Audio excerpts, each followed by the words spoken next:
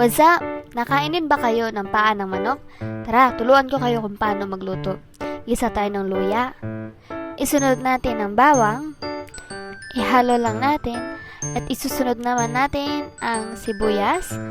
Antayin natin itong lumambot. At ihalo-halo. Isunod natin ang paa ng manok. Nga pala dyan, napakuluan ko ito para mas malambot ang ating paa ng manok. Maglalagay naman tayo ng paminta. Isunod natin ang asin. Hahalo lang natin ng ganyan ang ating toyo. Isunod naman natin ang ating oyster sauce. Pampalasa din ito.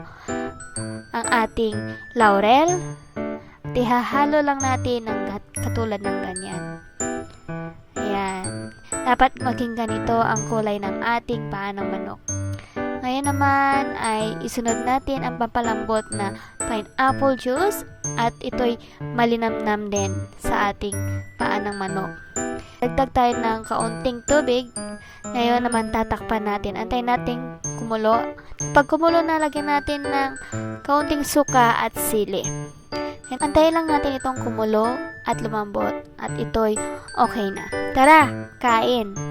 Thank you! Bye-bye!